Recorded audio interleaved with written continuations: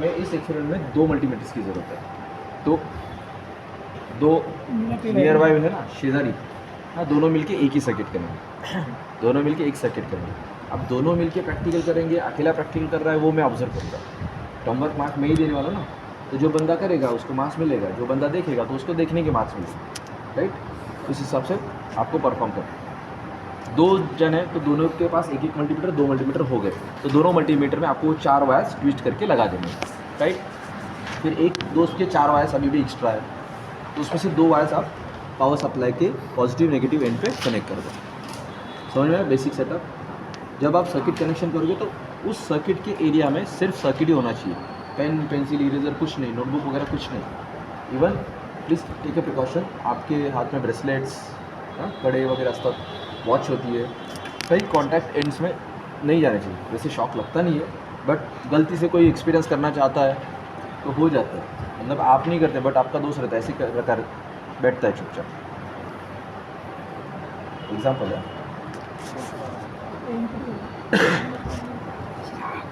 Now connection start करते हैं। तो सप्लाई कनेक्शन होने के बाद हमारी डिस्कशन, थियरी डिस्कशन भी हम लोग ने positive and of the battery से ही की थी, तो कनेक्शन सेटअप भी वहीं से करेंगे। तो ये positive and of the battery है। अभी इसको मैंने ब्लैक वायर लगा दिया है तो ये गलत हुआ, ऐसा नहीं है, वायर वायर है, उसको क्या रोल प्ले करना है वो मैं डिसाइड करूँगा, क्योंकि मैं कनेक्शन करूँगा, राइट।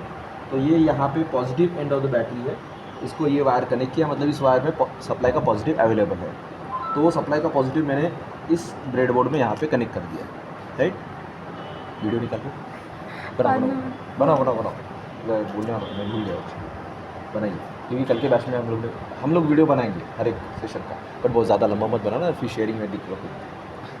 तो जहाँ पे पॉज करने के लिए आएंगे वहाँ पे पॉज कर सगळ्या प्रॅक्टिकलचा व्हिडिओ मिळेल, हां, फक्त तो स्टोअर करायचा आणि स्टेटसला टाकायचा, म्हणजे जगाला कळेल की इंजिनियर होतं। ऐसे मत करो, लर्न करो। पॉजिटिव सप्लाई गया, मतलब मेरे सर्किट डायग्राम के हिसाब से मेरा पहला कनेक्शन कंप्लीट हुआ। So I am referring forward bias condition. अब मैं इसको रेफर कर रहा हूँ। तो बैटरी का पॉजिटिव है, वो जा रहा है रजिस्टर को। तो मेरे पास अभी जो रजिस्टर है वो मैं इस बैटरी के पॉजिटिव से कनेक्ट करूँगा। अब ये देखो ना, ये कॉलम वर्टिकली कनेक्ट होती है, ये हमें पता है, राइट।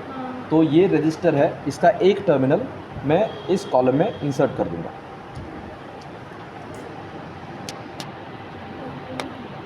राइट। हां, अगर आता नाही दिसला ना, काळजी करू नका, तुम्हाला व्हिडिओमध्ये तो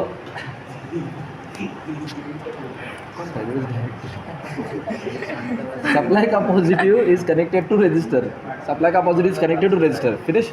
अब रजिस्टर से बाहर निकले, यानी रजिस्टर का ये दूसरा टर्मिनल है, यहाँ से चलते आगे जा रहे हो, रजिस्टर में गए, रजिस्टर से बाहर निकले, रजिस्टर का ये टर्मिनल कहाँ पे गया, एनोड ऑफ द डायोड। यानी अब ये रजिस्टर का जो दूसरा टर्मिनल है मैं किसी दूसरे स्लॉट में इसको इंसर्ट कर दूंगा, फाइन।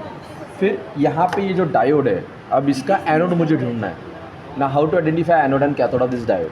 अगर आप इसका सरफेस देखते हो तो इसका सरफेस ब्लैक कोटेड है, ब्लैक कलर से कोटेड है, और उसके ऊपर एक सिल्वर रिंग है।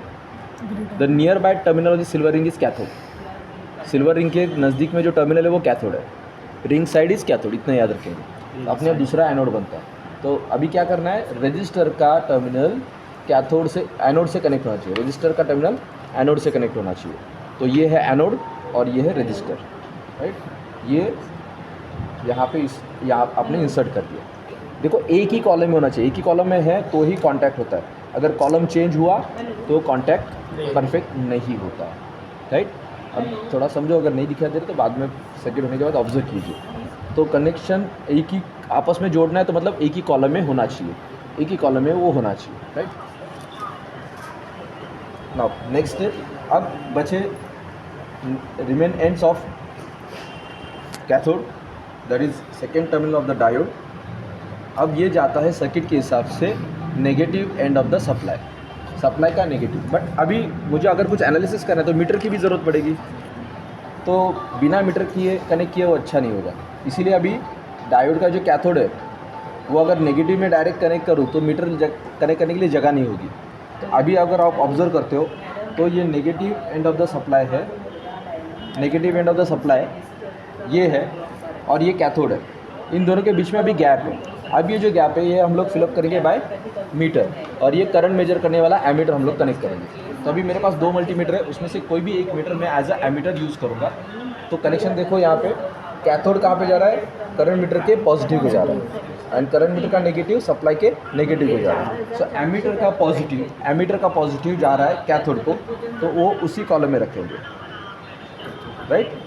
सो cathode is connected to current meter, ammeter के पॉजिटिव को, और एमीटर का जो नेगेटिव है वो जा रहा है सप्लाई के नेगेटिव के साथ, सप्लाई के नेगेटिव के साथ। इधर प्रेस कर सेम कॉलम में। अगर आप वर्टिकल स्लॉट में दे रहे हो तो कॉलम, अगर आप हॉरिजॉन्टल स्लाइड में दे रहे हो तो रो में कनेक्ट करना है, राइट। ये देखो यहाँ पे,